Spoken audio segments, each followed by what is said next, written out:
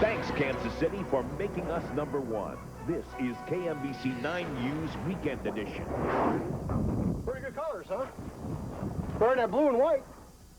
Arrowhead gets ready for the biggest party season, at least for now. Good evening. The snowstorms may have passed, but there was still a flurry of activity today at Arrowhead Stadium. Before the fans arrive, someone's got to set the table and get all that snow off the seats. Arrowhead is shedding the white stuff using handles and brooms instead of shovels. It's not stuck too bad, and the broom, you can get it down in there where you can't get the shovel down in behind. The broom will just roll on down there and push the snow out. We try everything. And Kansas City's true colors are showing. Pretty good colors, huh? Burn that blue and white.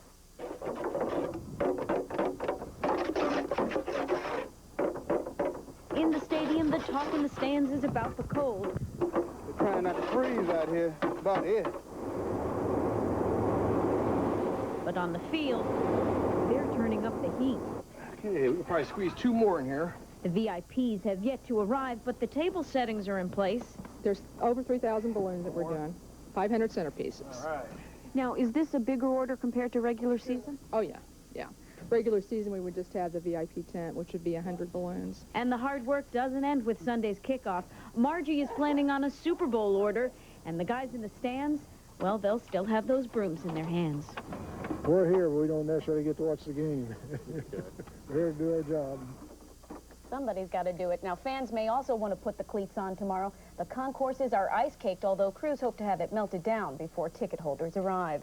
The snow may be a hassle at Arrowhead, but it's perfect for making this wintry Chiefs display. The Arrowhead is painted on the ground and marked with lights. Even with the heavy snow, the symbol still shines through. All season long, this Kansas City family has been coming up with creative ways to show support, and there's still plenty more ideas to last through the playoffs and, of course, into the Super Bowl. That's right. Now, we all know Chiefs tickets are not easy to come by, and we also know one Dream Factory child, he managed to get his hands on a couple of free ones. Photojournalist Scott Patterson brings us the story.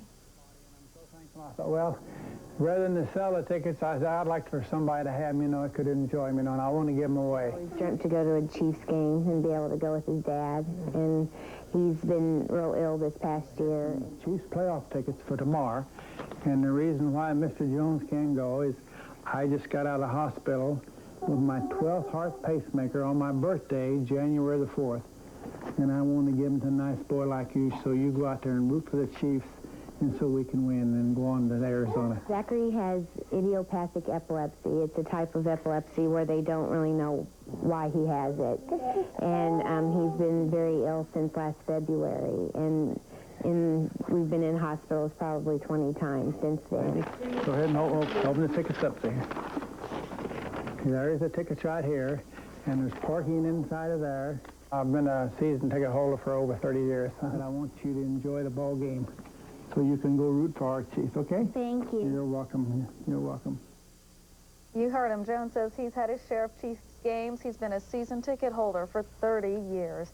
And the battle on the road to the Super Bowl gets underway at Arrowhead tomorrow at 3 p.m. We plan full coverage of the game on our early and late newscasts on Sunday. It's been so cold the past few days that many area lakes have frozen over, and the ice could be a tempting place for kids to play. But as Rhonda Schulting reports, what's tempting can also be dangerous. Help! Victim in the water. And obviously, you're going to want to help somebody if they fall through the ice. The temperature outside is in the single digits, and under the ice, the water is about 38, 40 degrees. And if the man who fell through wasn't dressed for it, he wouldn't have much time. Always go for help. In other words, always get a qualified rescue team to the scene, en route to the scene as soon as possible. That's the worst thing you could do would be to go out on the ice and try a self-rescue.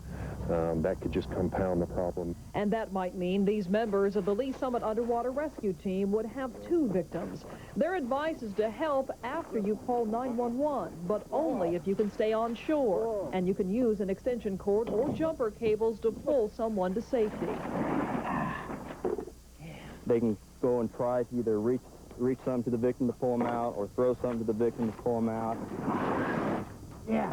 And the situation out here may be even more dangerous than usual. Because of the snow cover on the lake, it's impossible to tell whether there's a crack underneath, and someone walking on it might just fall in. And because the weather's constantly changing, this lake could freeze and thaw several times in 1 week. So no matter how solid the ice looks, the best advice... to just stay off the ice. Rhonda Schulting, KMBC 9 News. This year marks the 30th anniversary for the Lee Summit Underwater Rescue Team. The group is funded through donations.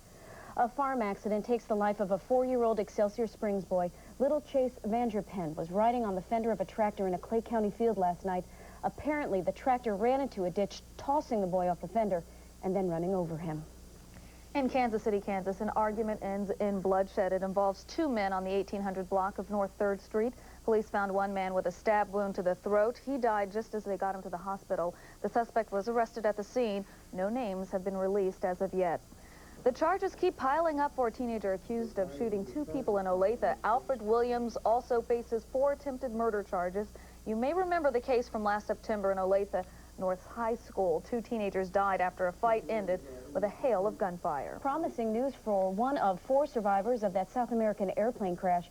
21-year-old Mercedes Ramirez has been upgraded to fair condition. She's recovering from a crash that killed her parents and some 160 other people last month in Colombia. Tonight, a Kansas City memorial service was held for Mercedes and Benjamin Ramirez. Carlton Houston reports on the couple's legacy. It's been really difficult. It's a tragic situation. The tragedy is the loss of Mercedes and Benjamin Ramirez. They died in the American Airlines crash in South America. The crash killed virtually everyone on board except 4 people. Their daughter Mercedes, affectionately known as Mercedita, was one of those survivors. Their happiness was contagious. You know, when you were around them, they were so enthusiastic, and it was a pleasure to... We're going to miss them a lot. They touched many lives, 2 people always giving. And since both were buried in Colombia, a memorial gives those close to the family in Kansas City a chance to say goodbye. To continue to try to touch people's lives, as they touched so many, many people's lives.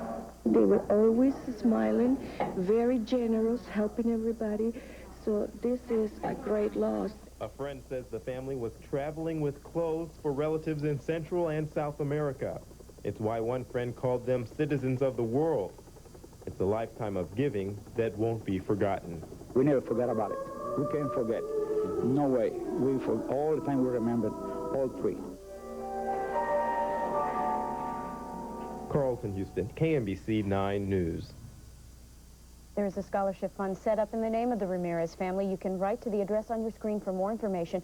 We'll repeat the address later in the newscast. A morning fire sends a Kansas City man running into the cold. Firefighters found his trailer engulfed in flames at the Bunker Hill Trailer Park. They got the flames under control within the hour. No one was injured. The man apparently had a space heater too close to flammable liquids. Efforts to put a new face on the Mulebach Hotel are underway. Crews began using a wrecking ball to tear down some walls. The $73 million renovation will help solve the city's need for a convention center hotel. It is hoped the finished product will keep Bartle Hall visitors downtown, along with the business that usually accompanies them. Still ahead, a Kansas man who knows his stuff when it comes to cute animals. Plus, the president opens the doors of the White House to some of the youngest victims of the Oklahoma City bombing. And a couple of robbers get a little more than they expected. From KMBC 9 News, where the news comes first, this is the Weekend Edition with Crystal Jackson, Michelle McCormack, meteorologist Bruce Jones, and sports with Dave Stewart.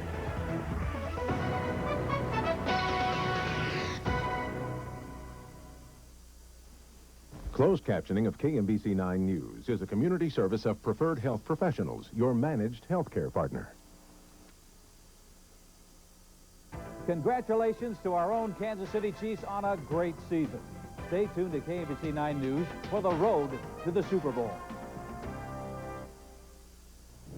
Welcome to Powerball, America's biggest jackpot game, with your chance to win multi-million-dollar prizes. Hi, everybody. Mike Pace is my name. We have multi-millions on the line tonight. An estimated $30.8 million, nearly $31 million. These folks picked up $100,000 apiece. You could be next. Stand by to win. This is Powerball. 33, the first ball. 33, then number 44. Check those tickets carefully now. Good luck. We have number 36. 36. The Powerball, of course, still to come. There's number 24. And there is number 19. Now let's find out about tonight's Powerball. It gives you 6 ways to win. Tonight, it's number 2. A quick review: 33, 44, 36, 24, and 19. To the Powerball. Wednesday's jackpot could be $37 million. Good night. Charade. Big event. Pulling. Starting. Motor. Boat. Motorboat. Hitching. A towing. Pulling a boat. Trailer. Tow vehicle. RV. Yeah. All right. Fly casting. Bait casting. Fishing. Fishing what? Fishing tackle. Backpack. Swimming. Biking. Canoeing. Driving. Vacation. Okay, boats, RVs, fishing tackle, hunting and fishing vacations. The sports show. That's more like it. The sports show. And we're going right now. Everything you need for the great outdoors is indoors at the Sports Show, January 9th through the 14th, Bartle Hall. You can't put a price on your family's safety, but you can put a price on Ford Windstar, the minivan that's loaded with safety features for your family. For just $299 a month, you get standard safety features like dual airbags, front-wheel drive, side impact beams, 4-wheel anti-lock brakes, and available all-speed traction control. At just $299 a month for 24 months, Ford Windstar comes equipped with a sense of security that's priceless. See Windstar at your local Ford dealer today.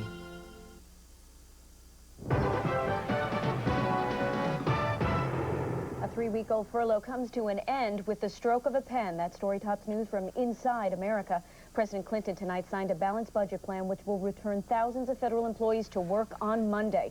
The signing is a victory for Republicans as the president accepts a 7-year plan that they had been pushing for months. Mr. Clinton says the plan will not hurt Medicare or the environment. The nation's parks and monuments are also back in business. Visitors from all over the country and the world have been disappointed by locked doors and gates during the shutdown.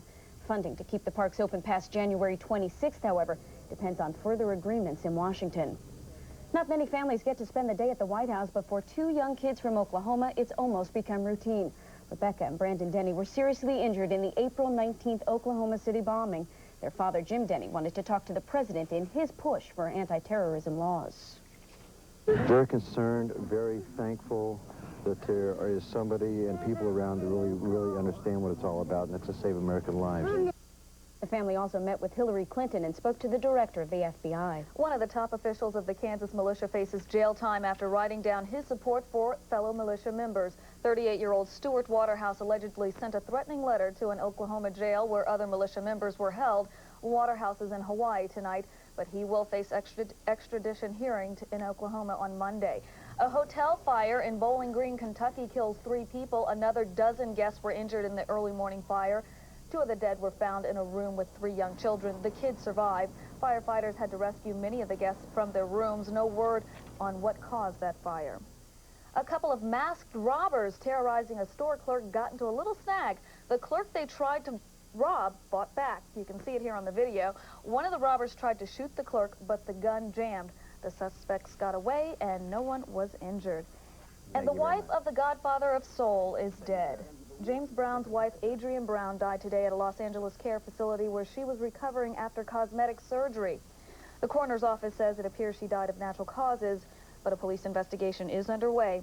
Mrs. Brown was 47. The bandwagon is fully stocked and the Chiefs are ready. But will the Colts help pull the wagon or derail it? Hear what a few of the Colts have to say about it next in sports.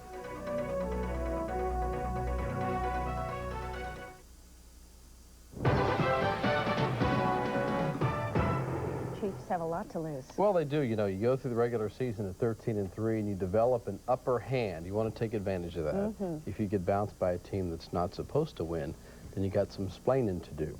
It is the NFL's biggest poker game with the deck stacked the Chiefs' way, a bye week plus home field advantage throughout, and the Chiefs don't need to take a card. Their hand is good. However, the Colts might consider a hit or a couple. The wild card entry from Indy is a heavy underdog and in town tonight.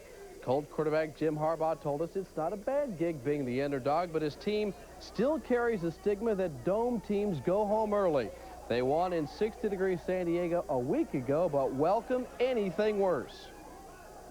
When we were coming in, we were joking because you guys didn't get as much snow as we did. So I say it's pretty easy. I don't think it's a real big factor. No team, everybody's harping on no dome team has won the Super Bowl. You know, I just don't think there's been any dome teams that have been good enough to win a Super Bowl. It's cold in Indianapolis, so, you know, what's the big difference? I slid off the road today, so, you know, hey, you know, we're accustomed to it right now. So I don't know what everyone's saying about, you know, are they going to be used to the cold weather? No charge for Colt safety Jason Belzer to get a trip home to see Mama and more. The Raytown South grad was greeted by his high school coach, Bruce Johnson. Jason's mom, Evelyn, told us he did not plan to pop in for a home-cooked meal. Belzer wanted to stay focused on the game at the team hotel. If the Chiefs knock Indy out of the postseason, then it's Pittsburgh on a platter. The Steelers held off Buffalo without Bruce Smith, held hostage back home with the flu bug. Bill Cowher's bunch built a 20-point lead with help from the officials. Outside the 10, Neil O'Donnell went to Ernie Mills in the end zone. The refs ruled that second foot would have come down inbounds without the bump. Maybe not, 14-0. Bills made some racket right before the break. Thurman Thomas came back in after spraining an ankle. He scored 23-7 halfway through, and the worm turned the Buffalo way with Alex Van Pelt at quarterback to Tony Klein, 26-14. A shoulder injury did not keep Jim Kelly out for long. From motion, Thomas open. Just like that, the Bills were within 5. Fourth quarter, the Steelers put it away with 2 runs by Bam Morris. Watch him flatten a guy at the 5, drag him in, 41-20. Pittsburgh goes back to the AFC title game. As part of our comprehensive playoff coverage, Dennis Evans is in Pittsburgh and joins us now tonight from station WTAE. Dennis, any discussion about what could be ahead for Pittsburgh? The Steelers lost here in the playoffs 2 years ago, a sense that they might want to come back here. Of course, you know, they're saying they would rather play the game here, which of course would mean that Kansas City would have to lose. And I'll tell you what, the Steelers players were saying they didn't have a preference, but the ones who did say they had a preference said they would rather play the Colts. This is a Steelers football team that is very hungry for a return trip to the Super Bowl. You know, they haven't been since 1979, but they're thinking this could be their year.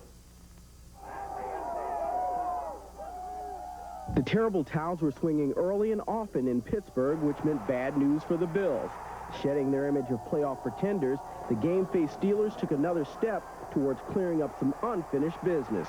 We're not looking ahead, but we're looking to take it to the next level. You know, last year, we've been here. We've been here before. It's, hey, so what? We've been here, done that. So now we're trying to go somewhere else. But early in the fourth quarter, it looked as though the Steelers were headed nowhere fast as the Bills tore Pittsburgh's 20-point lead down to 5. That's where the Steelers drew the line. So here's the situation. We're back to where we were, you know, and I guess a lot of these guys are the same guys from last year, too. So, and they just don't want it to happen, you know, to really happen again. And the thought of another offseason filled with what-ifs was enough to drive them towards a win. The only question facing the Steelers now isn't if they'll play, but where. I hope we have the Colts because that means we'll be playing back here at home. I mean, it matters, you know, for home field advantage, you know, being able to play here, but it really doesn't matter because we got to play somebody anyway. I'm going to watch like everybody else. I haven't had a chance to, you know, watch any film on those guys. We'll just see what happens. I really could care less, perfectly honest. They're saying they could care less. What's more on the Steelers' mind is their motto, which is one for the thumb. They have 4 Super Bowl rings here in Pittsburgh, and they'd like to add a 5th one. Whether the route goes through Kansas City or not, they're saying they don't care. They said the first thing that Kansas City needs to concentrate on is playing the Colts tomorrow. Last season, the Steelers had the home field advantage and were unable to make it to the Super Bowl. So having home field advantage is not a guarantee that you're going to make it to the big dance. So we'll have to see what the Chiefs do tomorrow. But it would be a very interesting matchup between the Steelers and the Chiefs. But I guess we'll have to find out if that'll happen tomorrow. Dave, I will see you when I get back to Kansas City out at Arrowhead Stadium. The Bill Cowher connection. All right, put on those traveling shoes. We'll see you at the stadium tomorrow, Dennis. Thank you. At the moment, the Stars are in line for a rematch of Super Bowl I. Chiefs and Packers still in it. NFC upset winners in San Francisco. Opening series, Pat went to Adam Walker, called that a catch and a fumble, and that's a return for touchdown by Craig Newsome. 7-0 Green Bay in front. Quarterback Brett Favre wasn't MVP for nothing, up 14-zip. He wanted Mark Chimura and found him. 21-0, and blame it on the Bossa Nova. 27-17, can you believe it? Green Bay upset San Francisco. They go to the title game for the first time since 1967. College hoops tonight in Lawrence, and it was hard to tell which team belonged to the Big Eight. SMU had played and lost to Missouri, Oklahoma, and OSU. The Jayhawks made it four of a kind. Check out early action from Allen Fieldhouse. Nobody harasses better at the defensive end than KU. Knocked loose by B.J. Williams to Paul Pierce off the window. Freshman of the year, maybe more out of Pierce. He worked for the Jam. KU in front at the break and about to pull away with that terrific depth. In the second half, in the corner to Billy Thomas, who knocked out a three. KU about to blow the roof off this one. Then a lot more defense taken away by Thomas. It was Jock with the ball and a flip to Rafe LaFrance, 83-61. Kansas wins its 10th game of the year. Hawks conference opener Monday at Oklahoma State. K-State's final Big Eight go-round began with Iowa State, a team with no seniors and 9 new players. Cats look good by comparison to Gerald Eaker for the Jam. Kansas State by 11. As always, Tom Asbury substituted freely. Back to 6'10". Sean Rhodes with good distance from 19. Kansas State led it by 10. We can tell you about 15 minutes to play now. It is 44-31. Kansas State in front. You saw it on Channel 9, the silver anniversary for the Tigers. Mizzou beat Colorado for the 25th consecutive time in Columbia. Off transition, back to Julian Winfield. Then at the Buffalo end, the pass was deflected off Derek Graham, and away went MU. Moore at the wheel to Jason Sutherland. Tigers +1. Colorado was led by Mac Tuck with 24 points in stride, but he got hit with a technical foul for taunting the Antlers. This game tied 11 times. 18 lead changes before MU took over in the second. Kelly Thames counted with a free throw to follow. Tigers had 10 out of 12 from the free throw stripe down the stretch, and Mizzou on a third straight, 77-66 over CU. Tonight downtown at the Muni, the Roos did Buffalo in a conference match, and it was Captain D to Mr. Peanut on a bounce and inside with a nice shot. That's $1,200. Call Bob in the sales department Monday morning. Roos down 10 when Chris Johnson tried to bring him back. Found a nice, comfortable spot on the right side. Hit a couple of jumpers there, but Buffalo the winner tonight, 48-43 over UMKC. And the Kemper House belonged to hockey. The front end of an Indianapolis-Kansas City weekend. Would it be ominous? In goal again for Kansas City. Archers Urbe on loan from San Jose. Flat on his back. The puck got through. It was 2 on ice. Blades able to get the equalizer, though. Right sides, batters had time to line up and fire. That tied the match at 2, but Indianapolis won it by a count of 6-4. That's the only one they get this week. All right, we'll see, Dave. Thanks. Well, he was a farmer for many years now. He focuses attention on some other animals. A success story you won't want to miss. Unless you're waiting for the forecast, that is. Perhaps not a record low, but very, very cold overnight tonight. The forecast for the Chiefs game coming up.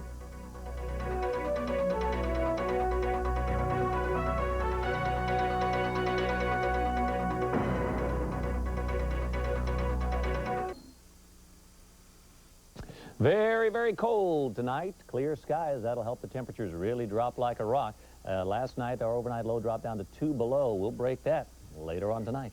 Here's our weather picture for this evening. Pretty one taken by Doug and Joanne Messer out there on vacation in the autumn months. We appreciate these weather photos. They go into our weather calendar every year.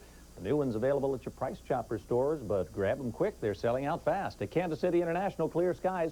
Temperature is 1 below. Wind chill, wind from the northwest at 9 puts our wind chill at 19. Now, at 9 o'clock this morning, we had that same temperature, 1 below, but the winds were blowing about 13 miles an hour. And so the wind chill was 29 below, and that was our chilliest wind chill of the day. That came at 9 o'clock this morning. But for right now, 1 below 0, wind chill 19 below. Humidity so-so, barometric pressure holding steady. That is a high barometric pressure, though, 30.52 inches. So our current temperature of -1 is pretty chilly. Our high today was only 9, and the low was -2, so we may have a brand new overnight low. We officially received a trace of precipitation out at Kansas City International at about 1 o'clock this morning. Hey, this will be the coldest night tonight since when? Well, you have to go back to December 23rd of 1989. That was 314 weeks ago. For those of you who have just moved to Kansas City, by the first week of March, we don't see any more of these below zero readings. So we have 2 more months of weather that gives us the possibility for below zero readings. But after the first week of March here in Kansas City, you don't see that anymore. So 2 more months, 60 more days. Hold on. Nice clear skies across the Midwest. These clouds should dissipate and disappear as they come into the area of high pressure that's controlling our weather. But boy, they've got a real humdinger of a storm now brewing up on the East Coast. They're expecting at least a foot of snow in Washington, D.C., maybe more than a foot. And the same thing for Philadelphia and Baltimore as this comes on up. It'll probably scoot on out to sea before it dumps that much snow in New York City. But nevertheless, eastern seaboard for tomorrow and Monday, probably tough getting flights in and out of some of those airports. High pressure in charge of our weather on Sunday. That means mostly clear skies.